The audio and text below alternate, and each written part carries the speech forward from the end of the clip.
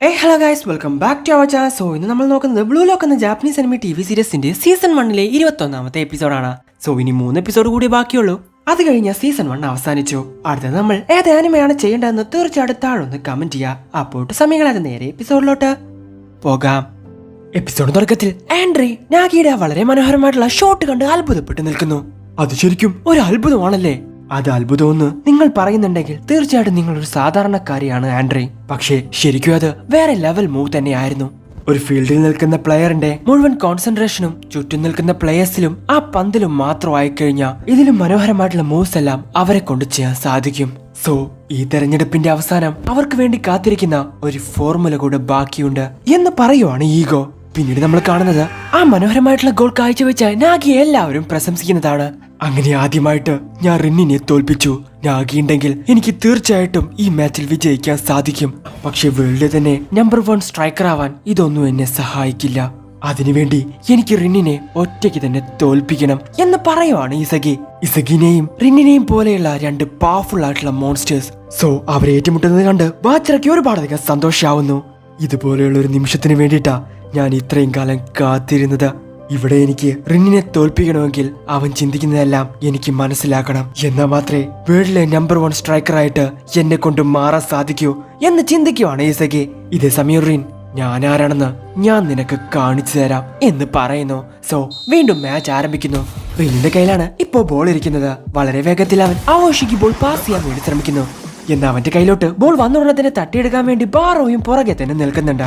എന്നാൽ കറങ്ങി വരുന്ന ആ ബോൾ നിലത്ത് തട്ടിയതും അവോഷിയുടെ അടുത്തോട്ട് വരുന്നു. പെട്ടെന്ന് തന്നെ ബാറോ അത് എടുക്കാത്ത രീതിയിൽ അവനെ തടയുന്നു. അവോഷി വളരെയധികം സ്ട്രോങ് ആയതുകൊണ്ട് ബാറോക്ക് അവനെ തള്ളി മാറ്റാൻ വേണ്ടി സാധിക്കുന്നില്ല. പെട്ടെന്ന് തന്നെ അവന്റെ മുൻപിലൂടെ റിൻ ഓടുന്നു. ബെറ്റർ ആയിട്ടുള്ള ഒരു പൊസിഷനിലോട്ട് അവൻ മാറിയതും അവോഷി ബോൾ അവന് നേരെ ഇട്ടു കൊടുക്കുന്നു. തന്റെ അടുത്തോട്ട് വന്നപ്പോൾ പെട്ടെന്ന് തന്നെ ആറിയോക്ക് നേരെ അവൻ ഇട്ടു കൊടുക്കുന്നു. ഗോൾ പോസ്റ്റിനെ ലക്ഷ്യമാക്കി വളരെയധികം ഹൈറ്റിൽ പോകുന്ന ആ ബോൾ വളരെയധികം ഹൈറ്റിൽ ചാടി സേഫ് ആക്കുവാണ് ആറിയോ. ഇനി എന്നെ മറികടക്കാൻ ഞാൻ സമ്മതിക്കില്ലടാ എന്ന് പറഞ്ഞുകൊണ്ട് ചീകിരി അവന്റെ മുൻപിലോട്ട് വരുന്നു. പെട്ടെന്നാണ് ഗോൾ പോസ്റ്റിനെ ലക്ഷ്യമാക്കി റിൻ സൈഡിലൂടെ ഓടി വരുന്നത്. ഇത് കണ്ടതും അറിയോ ബോൾ അവന് നേരെ പാസ് ചെയ്യുന്നു. എന്നാൽ റിന്നിനെ തടയാൻ വേണ്ടി നാഗി അവിടെ തന്നെ നിൽക്കുന്നുണ്ടായിരുന്നു.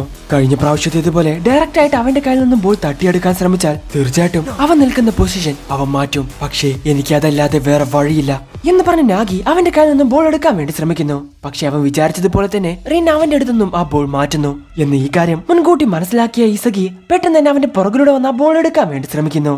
നീ കുറച്ച് ലേറ്റ് ആയിട്ടാണ് മനസ്സിലാക്കിയത് മോനെ എന്ന് അവനെ നോക്കി പറയുവാണ് റിൻ. നോക്കുന്ന സമയത്ത് ഇതിനോടകം തന്നെ ബോൾ ബാച്ചറയ്ക്ക് നേരെ അവൻ പാസ് ചെയ്തിട്ടുണ്ടായിരുന്നു.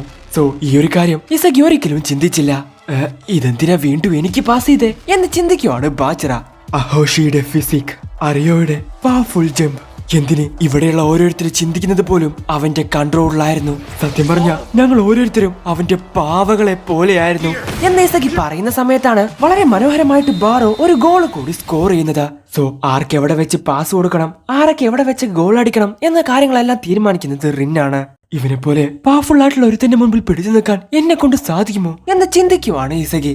ഇതേ സമയം ഇതെല്ലാം കണ്ടോണ്ടിരിക്കുന്ന നാഗിക്കും ചീഗിരിക്കും ഈ കാര്യം തന്നെ മനസ്സിലാവുന്നു. ഈ ഗെയിം ഇപ്പോ കൺട്രോൾ ചെയ്യുന്നത് റിന്നാണ്. അവന്റെ പ്ലാൻ എല്ലാം നമ്മൾ തിരുത്തി എഴുതിയാൽ മാത്രമേ നമ്മളെ കൊണ്ട് വിജയിക്കാൻ പറ്റുള്ളൂ എന്ന് അവർക്ക് മനസ്സിലാവുന്നു.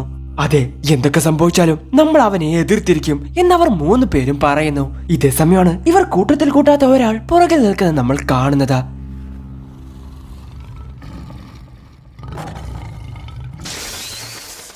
അങ്ങനെ വീണ്ടും മാച്ച് ആരംഭിക്കുന്നു. ഇസഗിയുടെ ടീമാണ് ഇപ്പോൾ ബോൾ മുന്നോട്ട് കൊണ്ടുപോയിക്കൊണ്ടിരിക്കുന്നത്. ഇതേ സമയമാണ് ടീം റെഡിലെ ഫോർമേഷൻ എല്ലാം മാറ്റിയത് അവൻ ശ്രദ്ധിക്കുന്നത്. ഇസഗിയുടെ കയ്യിൽ നിന്നും ബോൾ തട്ടിയെടുക്കാൻ വേണ്ടി വരുവാണ് അറിയോ. പെട്ടെന്ന് തന്നെ ഇസഗി ചീഗിരിയുടെ കയ്യിലോട്ട് ബോൾ പാസ് ചെയ്യുന്നു. സോ അവന്റെ സ്പീഡ് ഉപയോഗിച്ച് അറിയോനെയും മറികടന്ന് വളരെ വേഗത്തിൽ മുന്നോട്ട് പോയിക്കൊണ്ടിരിക്കുകയാണ് ചീഗിരി. പെട്ടെന്നാണ് റിൻ അവന്റെ മുൻപിലോട്ട് വരുന്നത്. ഇനി ഞാൻ എന്ത് ചെയ്യും? ഇവനെയും മറികടന്ന് പോണോ? ഇല്ല, അത് തന്നെയായിരിക്കും അവനും വിചാരിക്കുന്നത്. ഹേയ് നാഗി എന്ന് പറഞ്ഞ് ചീഗിരി നാഗിക്ക് നേരെ ബോൾ ഇട്ടു കൊടുക്കുന്നു. പെട്ടെന്നാണ് നാഗിയുടെ അടുത്തോട്ട് വരുന്ന ബോൾ കണ്ട് അഹോഷിയും ബാച്ചറയും അവന്റെ അടുത്തോട്ട് വരുന്നത്.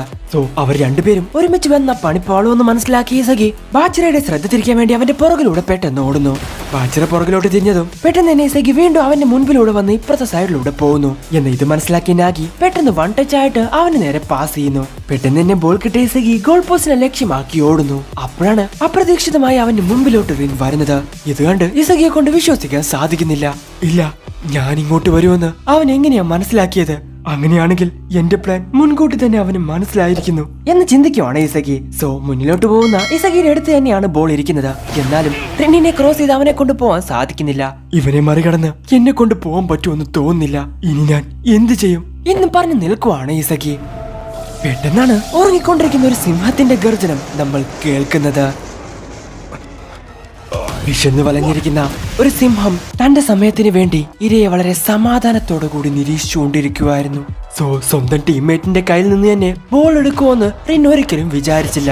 പെട്ടെന്ന് ഗോൾ പോസ്റ്റിനെ ലക്ഷ്യമാക്കി ബാർ ഒറ്റ അടി അങ്ങ് അടിക്കുന്നു. എന്തിനാ നീ എന്നെ കൺട്രോൾ ചെയ്യാൻ ശ്രമിക്കുന്നേ? എന്നെ ആർക്കും കൺട്രോൾ ചെയ്യാൻ സാധിക്കില്ല. Because I am the king എന്ന് പറയുവാണ് ബാറോ.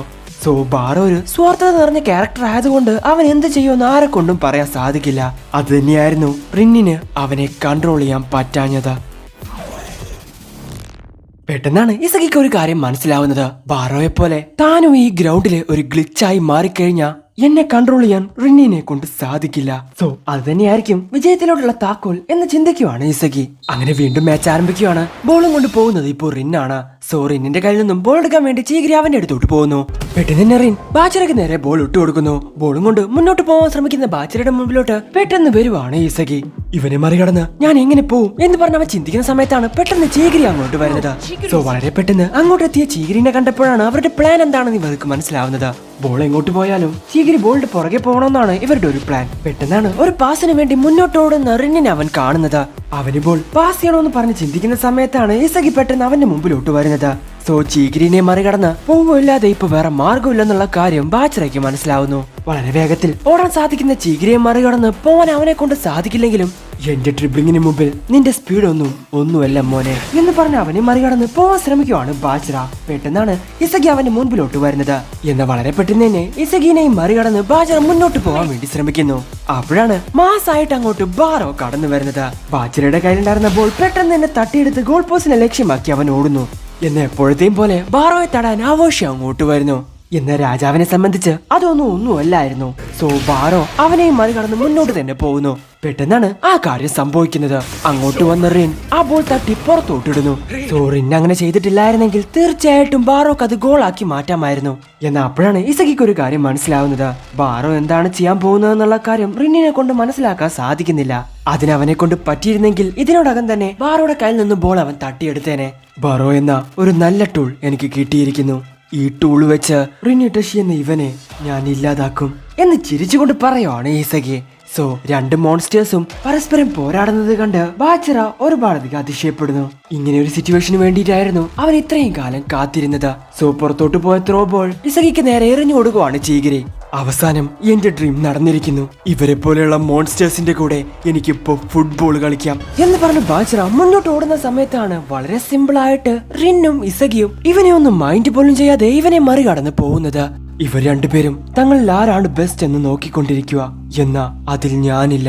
ഒരുപക്ഷെ ഞാൻ ആരാണെന്ന യാഥാർത്ഥ്യം മനസ്സിലാക്കാൻ ഇത്രയും വർഷം ഞാൻ കൊടുത്ത ടിസ്റ്റും ആണോ ഇത് എന്ന് ചിന്തിക്കുവാണ് ബാച്ചറ. പെട്ടെന്നാണ് റിന്നിന്റെ കയ്യിലുണ്ടായിരുന്ന ബോൾ അങ്ങോട്ട് വന്ന ചീഗിരി പെട്ടെന്ന് തട്ടി മാറ്റുന്നത്. സോ ബോൾ ഫീൽഡിന് പുറത്ത് പോയതുകൊണ്ട് ഇനി ത്രോ ചെയ്യേണ്ടത് ടീം റെഡ് ആണ്. ഒരുപാട് നേരമായിട്ട് ഇവർ ടീം റെഡുമായിട്ട് ഏറ്റുമുട്ടുന്നത് കൊണ്ട് തന്നെ നല്ല രീതിയിൽ ഇവർ ക്ഷീണിക്കുന്നു. എന്നാൽ ചീഗിരി വളരെ വേഗത്തിൽ ഓടുന്നത് കൊണ്ട് എല്ലാവരെക്കാൾ കൂടുതൽ നന്നായിട്ട് ക്ഷീണിക്കുന്നത് ചീഗിരിയാണ്. സോ ഏത് ടീമിന്റെ കയ്യിലാണോ കൂടുതൽ സ്റ്റാമിന ഉള്ളത് അവരിതിൽ വിജയിക്കാനായിരിക്കും സാധ്യത കൂടുതലെന്ന് ചിന്തിക്കുകയാണ് ഇസഗി. പിന്നീട് നമ്മൾ കാണുന്നത് ബോളും കൊണ്ട് ഓടുന്ന റിന്നിനെയാണ്. റിന്നും അവോഷിയും ചേർന്ന് പരസ്പരം പാസ് ചെയ്ത് ടീം വൈറ്റിനെ ഓരോരുത്തരെയായിട്ട് ക്രോസ് ചെയ്ത് പോകുന്നു. ഇങ്ങനെ തന്നെ പോയാ അവർ ഒരു ഗോൾ കൂടി അടിക്കുമെന്നുള്ള കാര്യം ഇസഗിക്ക് മനസ്സിലാവുകയാണ്. അപ്പോഴാണ് ഇസഗിക്ക് ഒരു കാര്യം മനസ്സിലാവുന്നത്. ഇതിനെല്ലാം കാരണം അവോഷിയാണ്. അവന്റെ ആ ബോഡിയാണ് അവന്റെ വെപ്പൺ. അതുകൊണ്ട് തന്നെ ഏറ്റവും കൂടുതൽ സ്റ്റാമിന ഉള്ളതും അവന് തന്നെയായിരിക്കും. ഇങ്ങനെ തന്നെ പോയാ തീർച്ചയായിട്ടും അവനെ കൊണ്ട് ഗോൾ അടിക്കാൻ സാധിക്കും എന്ന് ഇസഗി ചിന്തിക്കുന്ന സമയത്താണ് ചീഗിരിയും ബാറോയും ചേർന്ന് അവനെ ടാക്കിൾ ചെയ്ത് താഴെ തള്ളിയിടുന്നത്. സോ മനഃപൂർവ്വം അവശയെ ഫൗൾ ചെയ്തുകൊണ്ട് തന്നെ അവർക്ക് രണ്ടു പേർക്കും യെല്ലോ കാർഡ് കൊടുക്കുന്നു. സോ അത് കാരണം തന്നെ ടീം റെഡിന് ഒരു ഫ്രീ കിക്ക് കൂടി കിട്ടുന്നു. ഫ്രീ കിക്ക് എടുക്കാൻ വേണ്ടി റിന്നാണ് മുന്നോട്ട് വരുന്നത്. ടീം വൈറ്റിലെ എല്ലാവരും അത് തടയാൻ വേണ്ടി നിൽക്കുന്നു. ഇതേ സമയമാണ് ഇസഗി ആ കാര്യം ചിന്തിക്കുന്നത്. ഈ ഒരു ഷൂട്ടിംഗ് റേഞ്ചിൽ തീർച്ചയായിട്ടും റിന്നിനെ കൊണ്ട് ഗോൾ അടിക്കാൻ സാധിക്കും. എന്നാൽ ഞങ്ങൾ എല്ലാവരും ഇവിടെ നിൽക്കുന്ന സമയത്ത് അവൻ ഡയറക്റ്റ് ആയിട്ട് ഷൂട്ട് ചെയ്യാനാണോ പോകുന്നത്? ഒരു പക്ഷെ അവന്റെ പ്ലാൻ മറ്റുള്ളവർക്ക് പാസ് ചെയ്യാനാണെങ്കിലോ എന്ന് ചിന്തിക്കുവാണ് ഇസഗി. സോ പെട്ടെന്നാണ് റിൻ ഡയറക്റ്റ് ആയിട്ട് ഗോൾ പോസ്റ്റിനെ ലക്ഷ്യമാക്കി ബോൾ അങ്ങ് കിക്ക് ചെയ്യുന്നത്. അത് തടയാൻ വേണ്ടി ചീഗിരി അങ്ങ് മുകളിലോട്ട് ചാടുന്ന സമയത്താണ് ലൈറ്റ് ആയിട്ട് അത് കർവ് ചെയ്ത് അങ്ങ് പോകുന്നത്. ഇസഗിയുടെ തലയുടെ മുകളിലൂടെ പോയ ആ ബോൾ നേരെ ഗോൾ പോസ്റ്റിലോട്ട് കയറുന്നു.